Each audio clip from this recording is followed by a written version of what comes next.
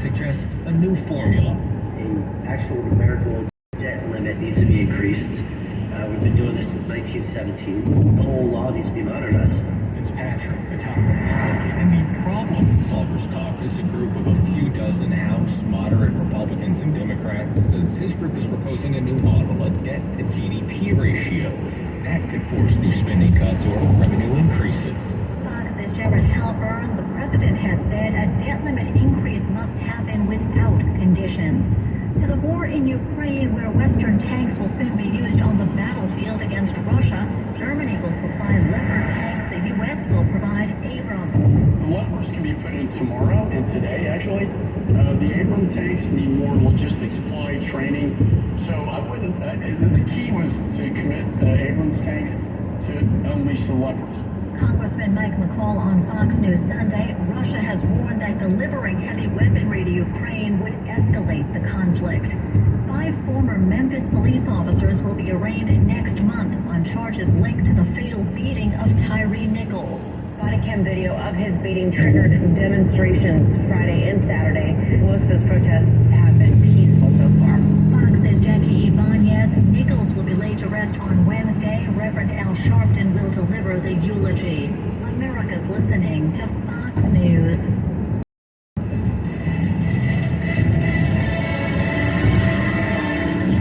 In the Santa Cruz Mountains, Highway 17 southbound before Redwood Estates, a solo rollover crash blocking the right lane. 17 sections between Summit Road and Los Gatos Road. We have wet roadway conditions due to some Highway 4 westbound before Somerville Road in Antioch. An outdoor heater is blocking the right lane. On the Carquinez Bridge, 80 westbound at the toll plaza, stalled vehicle is partially blocking the left lane. John ramp from southbound 280 in Daly City, partially blocked by an unspecified hazard. And in the North Bay Highway 1 at Myers Grade Road, that's in Jenner, traffic lights are out. I'm Will Baker. That's traffic.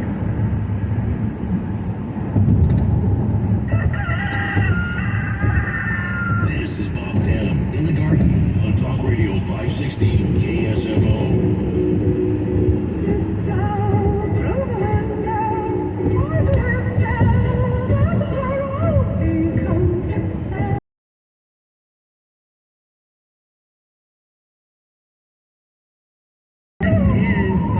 In the garden with Amy Tatum, and we are waking up this Sunday morning and getting ready to talk all about trees.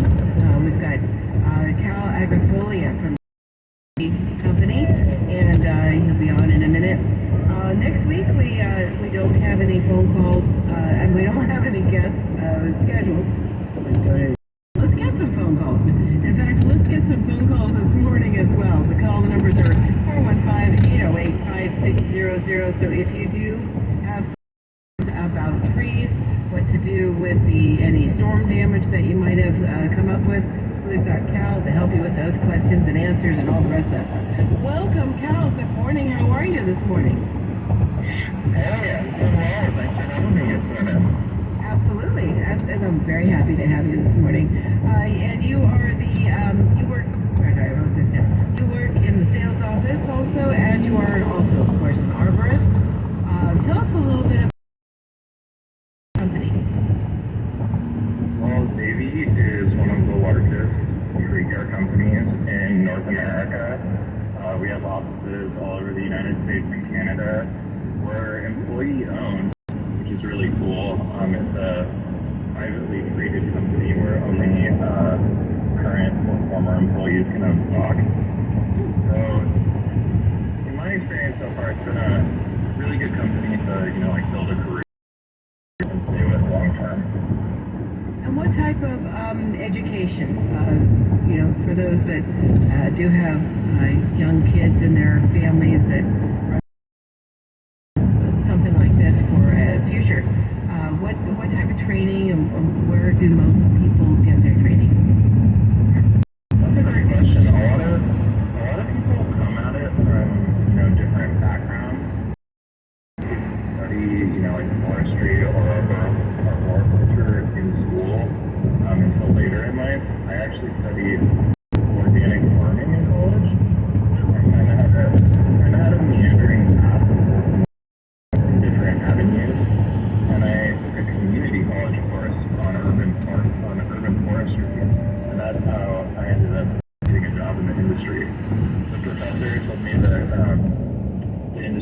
needed if she thought that I would be a good fit, and she encouraged me to apply at Davie, and I've been working there ever since. Oh, that's fantastic.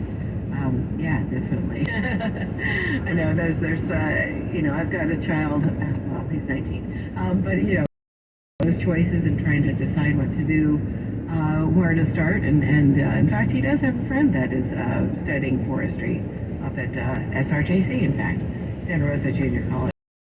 Really good agricultural college for all sorts of different, and it's a community college as well. Okay, so let's go on our subjects here of, we of course did have quite a lot of wind.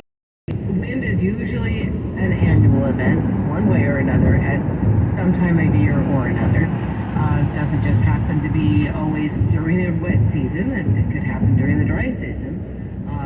And there's a lot of, if we're going to be growing an oak tree, or if we're going to nurture, usually, an oak tree, usually you don't want to plant one because to get going from the pot.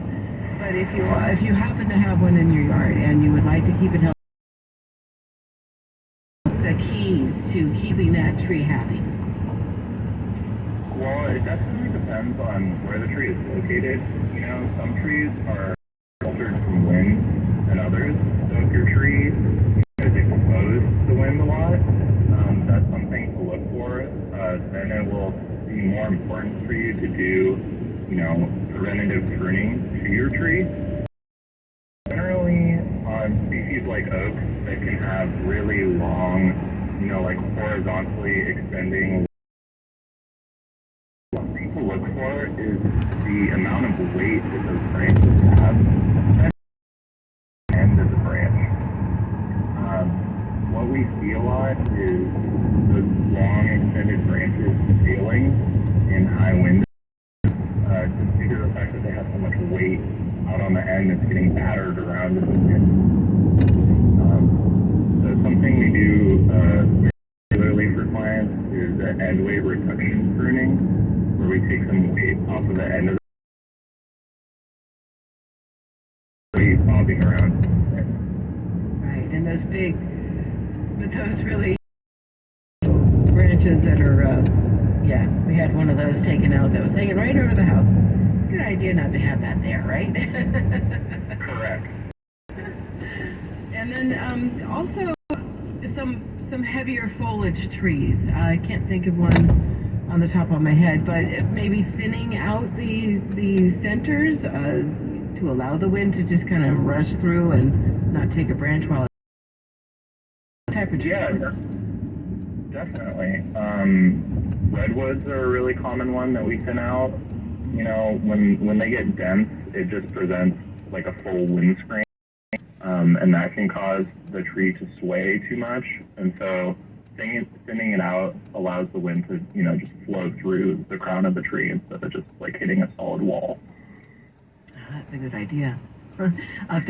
That one with my neighbors next door that's got this huge, I don't remember. I can't estimate how tall a tree is, but it's way up there, that's for sure.